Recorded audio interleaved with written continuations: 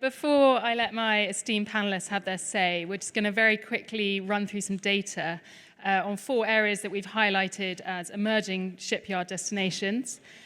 So getting underway with Turkey. As you can see, Turkey is now a major player in the market and currently sits 3rd in the global order book. With 678 yachts, Turkey represents 5.7% of the global delivered fleet. It's a relatively young fleet at 16.1 years, which is particularly stark when you compare it to something like the American fleet, which sits at over 30 years.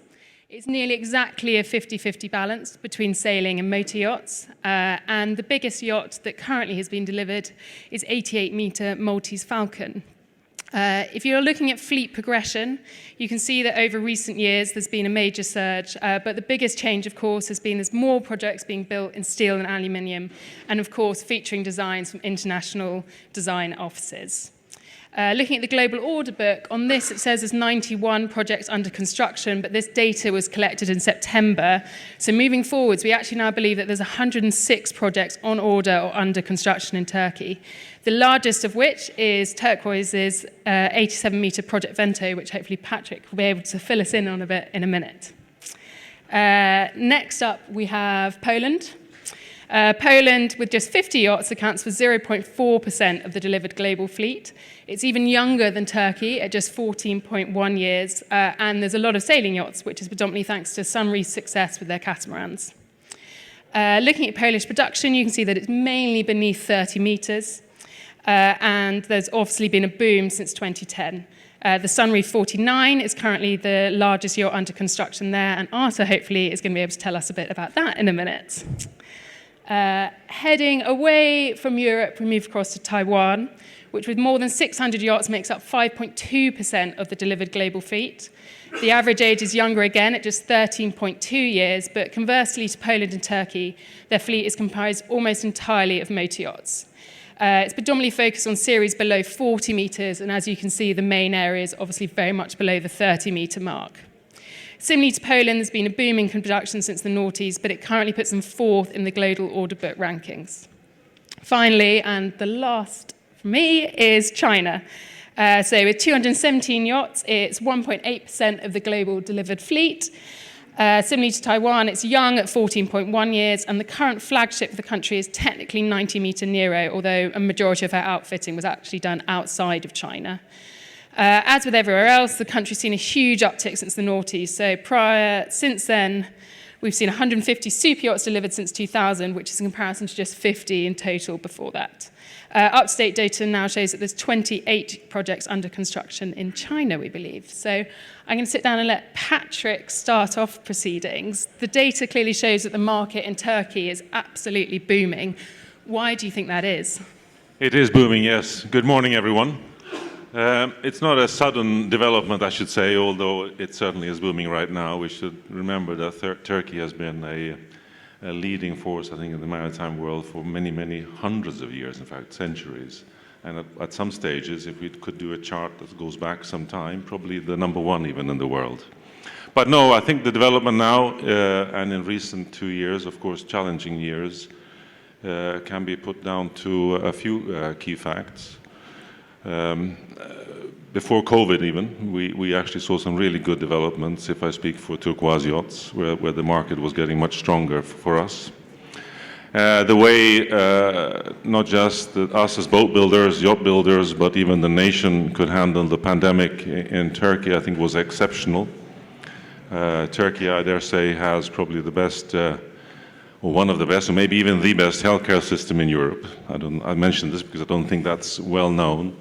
And with that IT infrastructure that keeps put other nations track and trace, etc., to shame. So healthcare was managed exceptionally well, of course important in COVID times, which meant that we as a yard could produce and continue producing throughout and remain focused, not just to actually receive sales, but develop and produce yachts as well.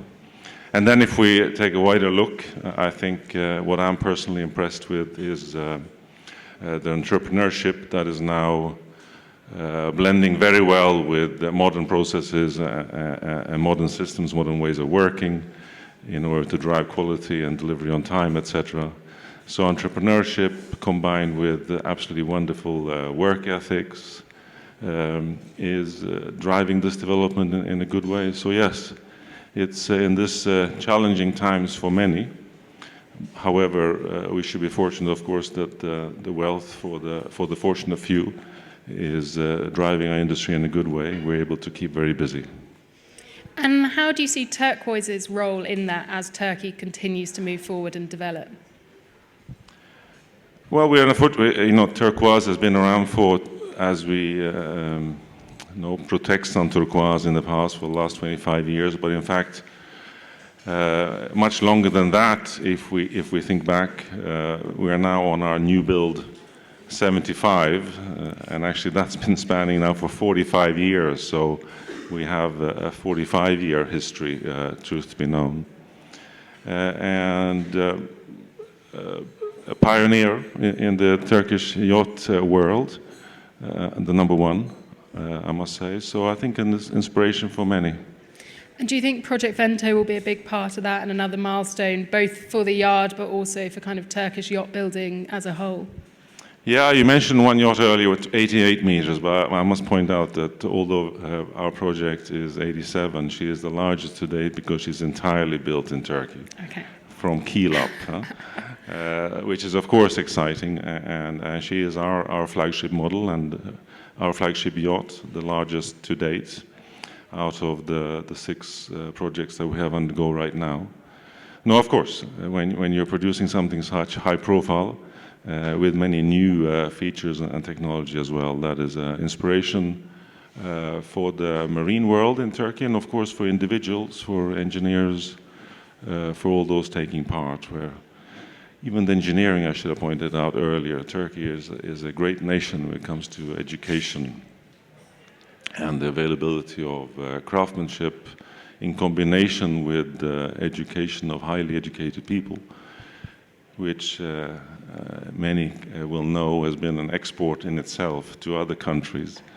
You can either have a boat built by Turks in Turkey, or you can have it built by Turks in Germany, is the saying, or in Holland for that matter. So, no, all these things coming together, and to also then be fortunate to have a project like Project Vento is very inspiring for many.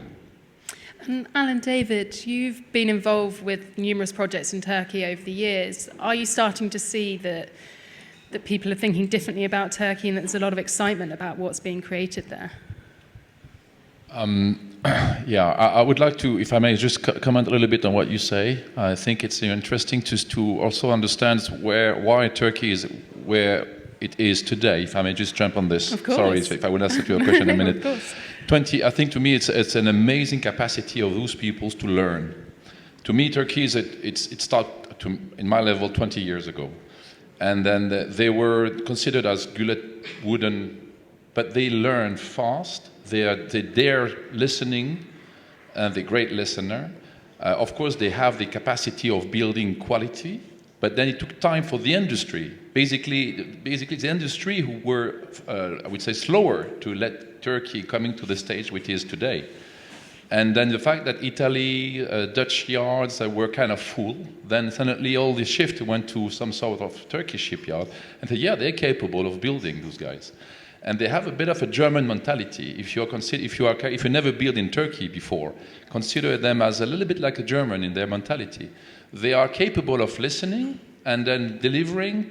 They have a very good engineering schools, and then their schools developed a very nice. They work very well with shipyards, and of course led by Turquoise. I mean, there's no question. That was the yard that pulls the Turkish yards, the other yards, to where we are today. But the learning curve was huge. And entrepreneurship, the mentality is absolutely amazing. They're capable of creating crazy projects sometimes, and being able to develop and call in top designers, top architects, obviously, and to come in and to develop a project for them. So this is where we are here with the Turkish market today. And of course, they are now catching up. There's another point also, is price. I mean, let's not, let's speak very frank. The price was a big vector of why people were originally building in Turkey. But this, now they're catching up. I mean, now a Turkish project is not that far off from an Italian price, because the quality is, in all honesty, in many ways, is the same, if not a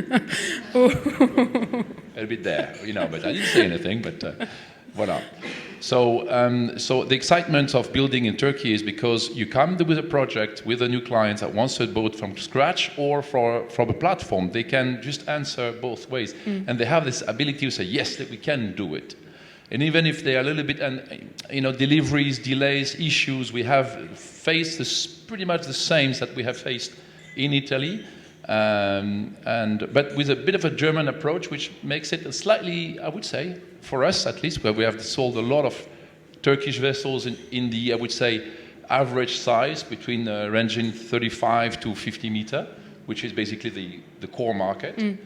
And we saw that the delivery, the delay, the challenges we had were nothing different than what we could experience with the Italian shipyard. Eventually a little bit different than the Dutch shipyards, but that's another discussion. And Alain, I know you had a 47-metre project that you particularly wanted to highlight. I think we've got a video which might save your voice initially. He has lost his voice, so I have to talk for him. Yeah. Okay, we'll try and get the video to go. But maybe before you launch it, I would like to explain very quickly what this is all about. It's basically a shipyard that is one of the oldest yards, Menguillet, that people used to see as a kind of a gullet builder.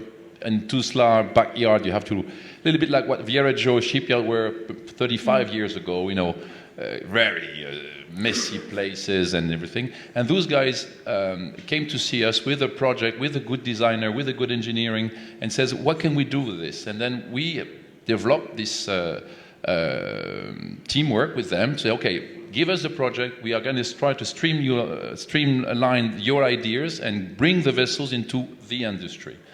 But we were not very sure if the quality would have been there. And then, at the end of the day, the vessel, the first one we sold, it was Virtus 44. The one we're going to see is Virtus 47. Got delivered on time. We had at least, let's say, 7 days, 8 days of delay. I mean, it's nothing. We had 75,000 euros of warranty work, so nothing. The boat has been cruising 2 years. Fantastic. And then we were like this, and I said, oof, they can do it. And then we decided to continue with them. And then so on. This is the result of I would say, a teamwork from people who really had the drive, and us, I would say Fraser, but the industry altogether, with the idea of, yeah, your product is good, let's make sure that the industry knows about it. Okay, let's try and get... Always makes me anxious.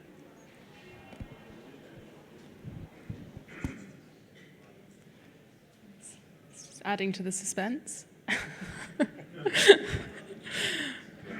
Drum roll. There we go.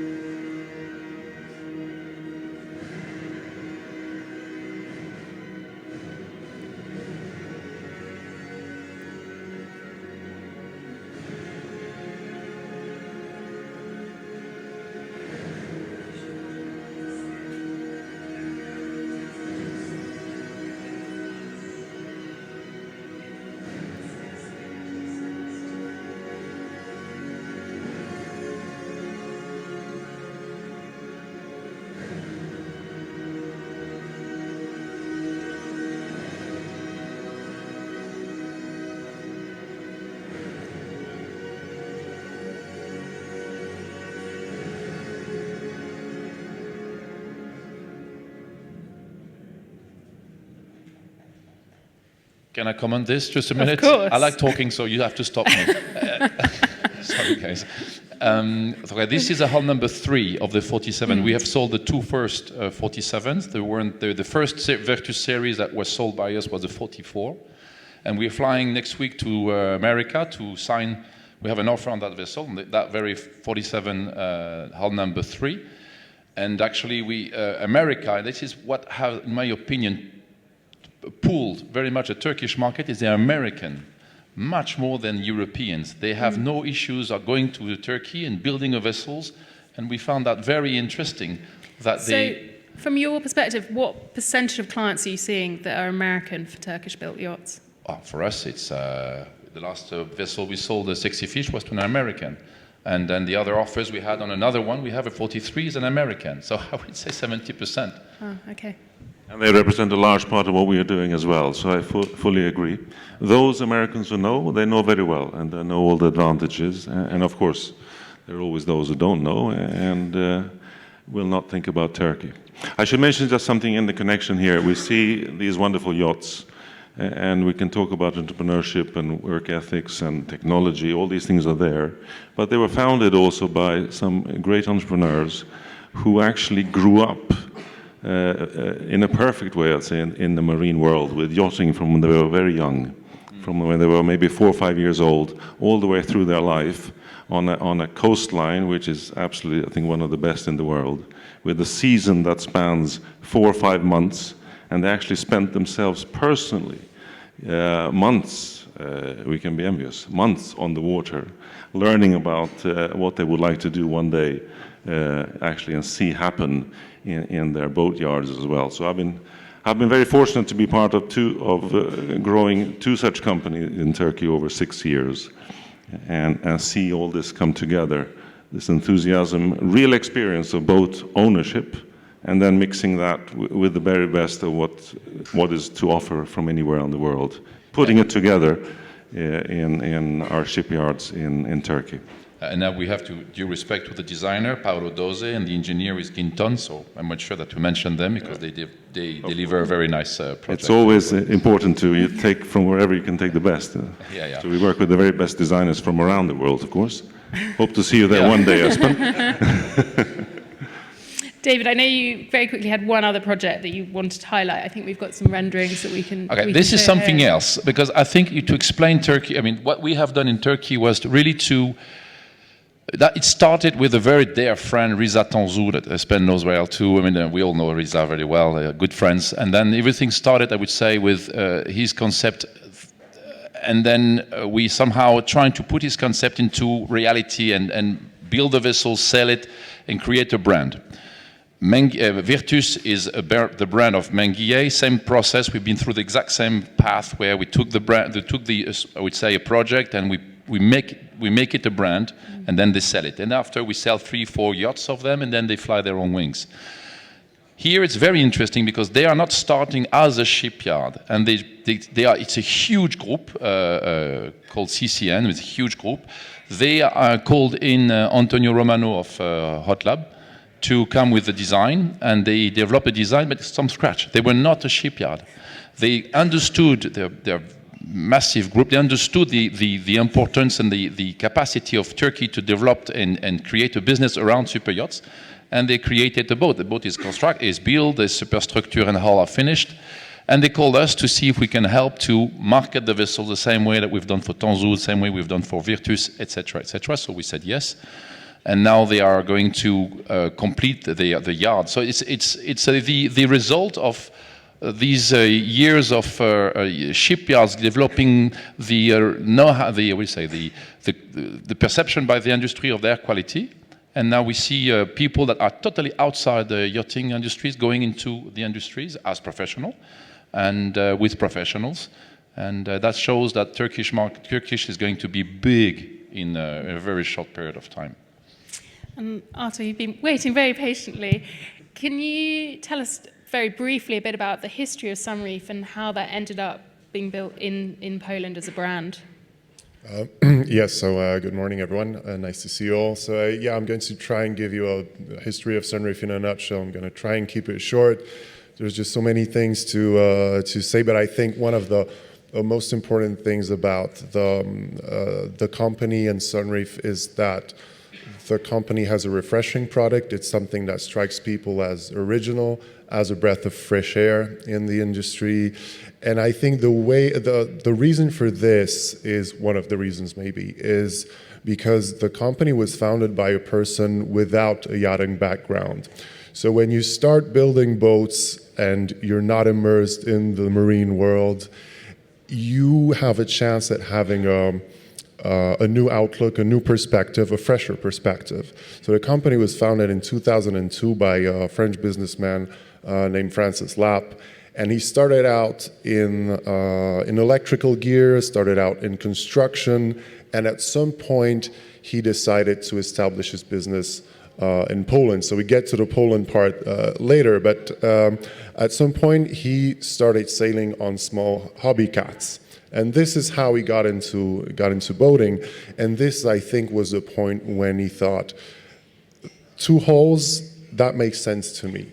And then, of course, it was also the time when he thought, okay, Poland is also the place when I'm going to start building my catamarans, but my catamarans are going to be different than from everything that you see on the market. Before Sunreef, I think catamarans were mainly associated with either performance, sports, or medium quality recreational vessels, kind of like the camping car of the seas. And at some point, Mr. Lapp thought, okay, why don't I take this magnificent marine structure, this stable twin hull structure, why don't I take this and turn it into a luxury boat? And I'm going to actually inject super yacht quality into a catamaran. And this is how Sunreef started, and this is what we're doing up till today. And your kind of eco-credentials, and obviously a lot of your marketing strategy is based around having celebrity figureheads that own the yachts. It seems very targeted towards potentially a younger generation or a new generation of yacht owners. Is that deliberate, and is that what you're seeing with who's coming to purchase your yachts? I think that we're more and more focused, obviously, on sustainable yachting, and catamarans make perfect sustainable boats because they're stable. They have plenty of room for solar panels. They're very good for electric propulsion, and we want to push this innovation forward. And to do this, you also need to make some extra efforts in terms of marketing. That's why we're working with numerous ambassadors, numerous brand ambassadors. We're working with Rafael Nadal. We also work with Nico Rosberg, who's the ambassador for the Sunreef Yachts Eco range of electric catamarans. And yes, to answer your question, this is more appealing, for the younger generation, because the younger generation of yacht owners is even more focused on going electric, hybrid, and more reasonable, and being more reasonable at sea, and making the yachting experience more sustainable. And yes, working with ambassadors helps us a lot, absolutely. And you're recently, obviously, there was some news last week that you've got ideas to go bigger again. I mentioned that you're currently working on the largest yacht under construction in Poland. Is that also part of the strategy as well, to start offering this catamaran base but bigger? So yeah, there are two trends at the moment at Sunreef. I think the dominant one is going electric, is being more sustainable, and then there's the other way of, obviously, it's also expanding the offer with larger catamarans. Namely Explorer concepts. So this is also something that we think makes sense, is to have an offer on the super yacht market as well. And we noticed at the last Monaco Yacht Show, we presented Rafael Nadal's boat, Great White, and before that we also presented another 80 Power, and we saw the feedback from people visiting here. The boat immediately struck them as something original, refreshing. When you see something that sits on a twin hull, and you're used to the monohull market, you're used to the sight of the monohull yachts. Here you see a catamaran, and you see, oh, well, that's something new. And we're very, very enthusiastic about this, very enthusiastic about bringing the catamarans to the super yacht world too. And Espen, this obviously links into the work that you're doing with Silver Yachts. Can you tell us a bit more about that project? Yes, good morning, everyone. It's still morning. Yes, indeed. We have come to the same conclusion, basically, that yes, the catamarans do offer a lot that monohulls do not. One point that you omitted is, which is equally in the green fields of things, is the actual resistance of the catamarans in terms of overcoming the energy required to do a certain speed is much less than monohulls, because the hulls are very, very slender, so the wave-making resistance is very low. And it does indeed provide much more opportunities for arranging nice livable spaces inside and outside, and also provides more space for solar panels. So absolutely, I think it's a future of yachting. The marinas will have to catch up because, you know, the length of beam ratios are different from monohulls. And I also think the public perception per se we need to catch up a little bit with the aesthetics of it because it's different, and that's why perhaps you know, you mentioned the word refreshing, which I think is a good one. You see perhaps more of the catamaran bars as they're less traditional and new to yachting perhaps, but that makes it interesting. And how has your work with Silver Yachts been impacted with COVID in the past couple of years? Have you finally made it to Australia last week? I did make it to Australia last month after 2 years of not going there. So we were involved with the shipyard in Australia that builds slender monohulls. They also set up a yard in China where we do catamarans, and we have currently a 22 meter under build, starting at 24, and 36 meter, which will be ready later this year, which should have been completed last year, but it's been challenging, and I have not been able to go there and go on board any of these yachts because still actually they have a heavy lockdown right now, and it's actually worse than it was 6 months ago in terms of getting there. So that has been very challenging. Fortunately, I should say, the yard has been extremely good in providing reports, regular reports, photos, films, and so on. But of course, there's nothing like actually going on board, seeing things for yourself. And generally, where do you think that the Asian shipbuilding market is at in comparison to these kind of European powerhouses? I mean, Asia is, or at least China and those parts of Asia are generally known to be producing mass-produced products at a very low cost and at a very high quality. What we're doing is kind of the opposite. We're producing very few examples of something that is not at all mass-produced. It's more like prototypes. So it's challenging, but I think that with time they will catch up. There is still some catching up to do, but of course, as Turkey in the early days and perhaps still today, cost is a big factor in this. And possibly also building time. They seem to be able to put many more hours into a week than we do here in Western Europe, at least. And David, what's your take on that part of the market, and how do you see it developing over the next decade or 2 decades even? Well, there is a very easy way for me to understand how a market develops. Clients need to be able to go there and enjoy the food local. Because, I mean, most of the Italian yards got developed because the food there was fantastic and they could drive from 3 hours there. I mean, it's true. I mean, it's really, clients love to have their food. And the wine as well. And wine. I mean, so if you are trying to develop a shipyard in an area where the food is not so great and the wine is not so great, it's much more complicated. So you have to actually develop other ways to get, so of course price. I'm not a specialist in the Asian market as Espen is, and we have no project there in development. Only thing only few things we know is that they're learning, but they're a much lower path than, I would say. They're not exposed the same way than Turkish, for instance, could be to, I would say, the traditional business, and they don't see many boats. They don't come to yacht shows as they probably can or should do, but they are, of course, going to catch up. I mean, they are building the production boat, as we all know, but when it comes to custom build, I'm sure it is should be challenging for you also. Of course, nothing is easy, right? No. So we have sometimes, I think Turkey will go quickly up, and then Australia, of course, that is of course known. But China is, we keep watching China, but it's far. It's not that easy to reach, and then for clients the same. They are hesitating to take a flight there to follow a construction. And how have you made sure at Turquoise, for example, that client experience is equal to, if not better than clients are getting at some of the more traditional shipyards? Well, if I first of all expand a little bit further, I think there are two.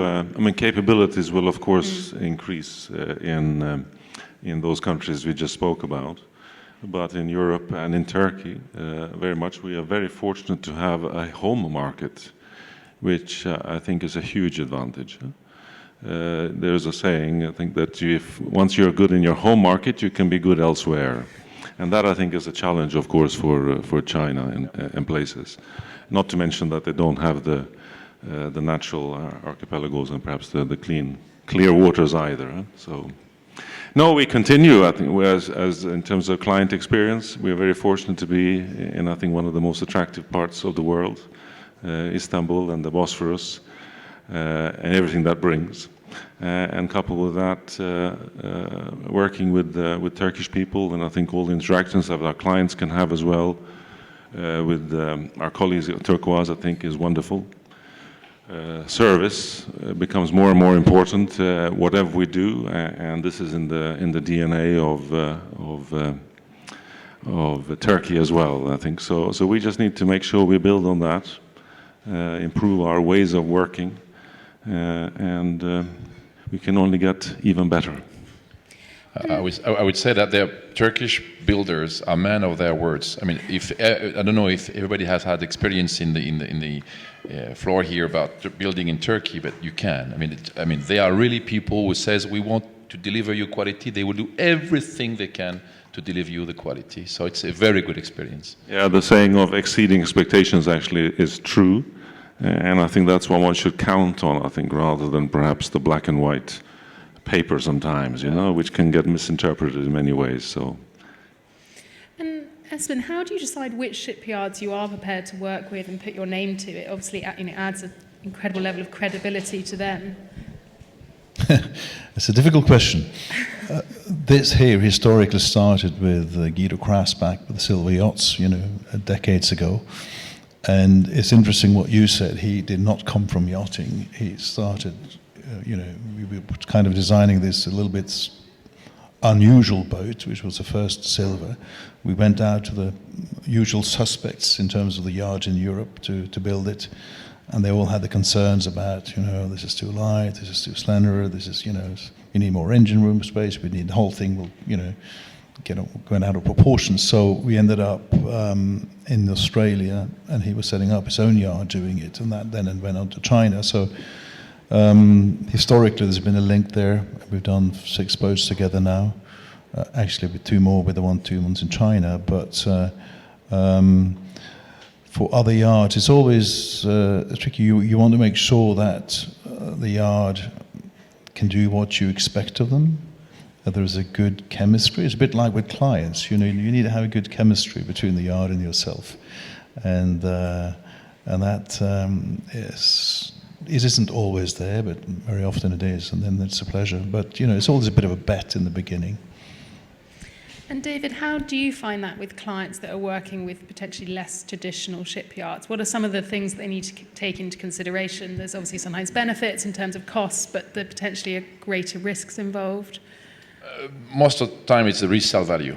What the clients are questioning is, okay, this is a not quite known brand, how much will I be able to lose along the way? This is basically the main question. It's, okay, I'm buying basically cheaper, but am I going to sell it? And they all want to buy cheap and they sell it high. This is typical. But that is really the comments. But then when they need to come and see the quality. And again, Turkey, I think we passed that bar, because the boats, Turkish built boats, have been around for 20 years now. I mean, quality is there. We know how much they sell. They have the trace of how much they resell. And actually, I have to say, for few of them, they sold for more money than they built to cost to build.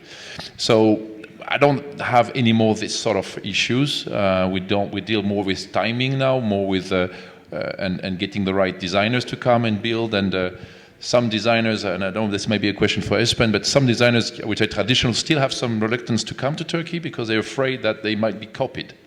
And it's still something we have seen in China, that designers are afraid to go there because they're afraid to be copied and not to master their creation. And I have to say that it was an issue 15 years ago in Turkey where we saw copies of designs, and that is basically the main issues. Otherwise, we don't have that problems with clients saying, I don't want to go because it's not a brand. Now, most of the shipyards have at least 1, 2, or 3 boats in the water.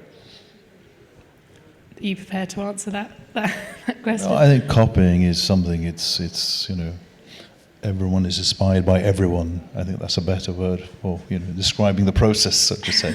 But I also have seen there are some Turkish young designers as well who's getting into this, which is interesting, you know. And I think, as you said as well, Patrick, there is a home market as well, which is probably important in establishing that. No, Turkish designers in themselves are very successful, and we see many examples of that. So certainly more to come.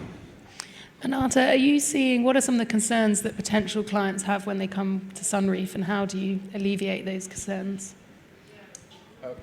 I think, you know, if customers had any concerns or reservations, it was more towards, you know, the first years of Sunreef's operation. Right now, we do have a solid reputation, and I think when someone is looking for a luxury edition of a catamaran, they will usually come to see us. Of course, they also come for the food, which is excellent in Poland. I feel I have to advertise our food as well.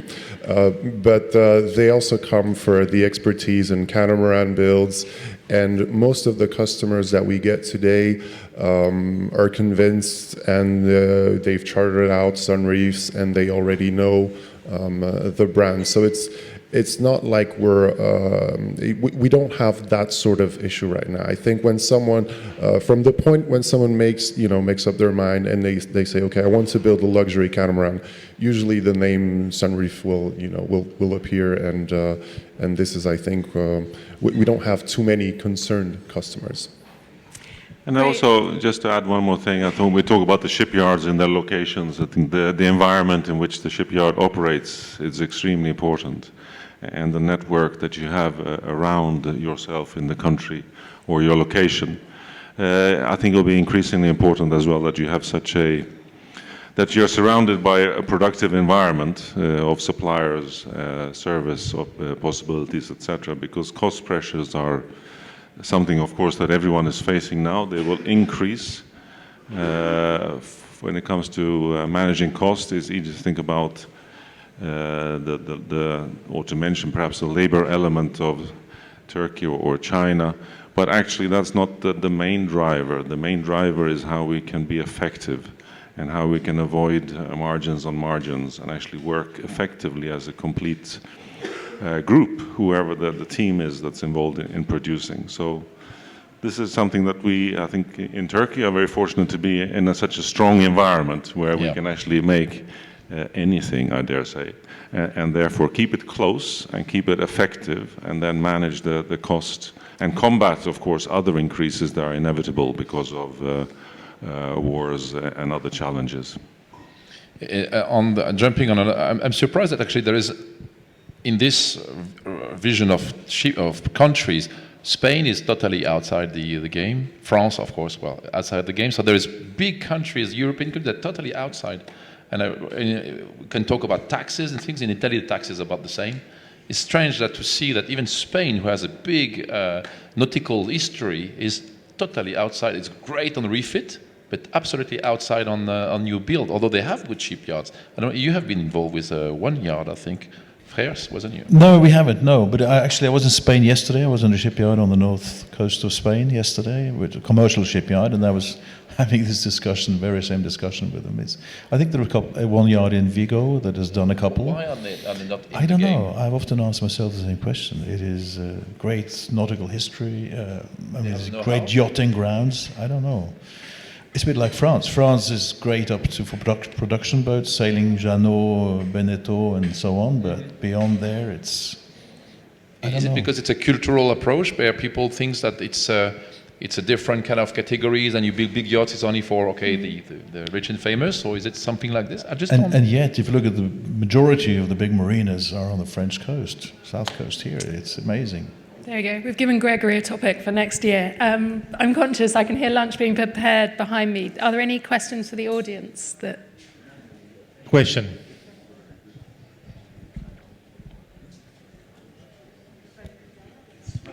Yeah. I smell the food from here. I can just hear the plates. Good afternoon, everyone. So my question is, we understand the advancements of Turkish shipyards, some of the qualities that you listed earlier, such as they're good listeners, hard workers, etc.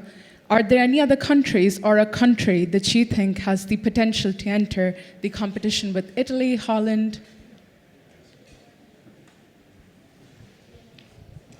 Who wants to take that on?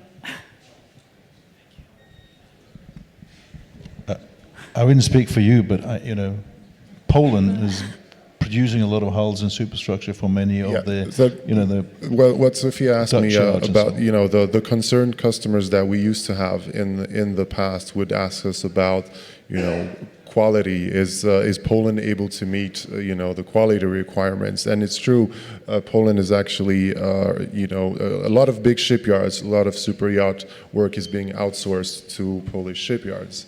And yes, and then again, Poland is one of the big yachting exporters in Europe. The numbers are impressive, mainly because we're good in 6 to 9 meters range.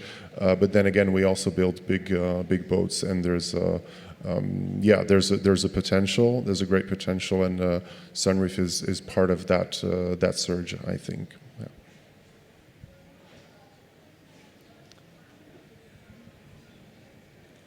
Yeah. Nobody else? Everybody's waiting for lunch? Really? They're all convinced, so they're all going to go Poland and Turkey right away. Yeah. We're waiting for the order. We're here. Not the last question? Nobody?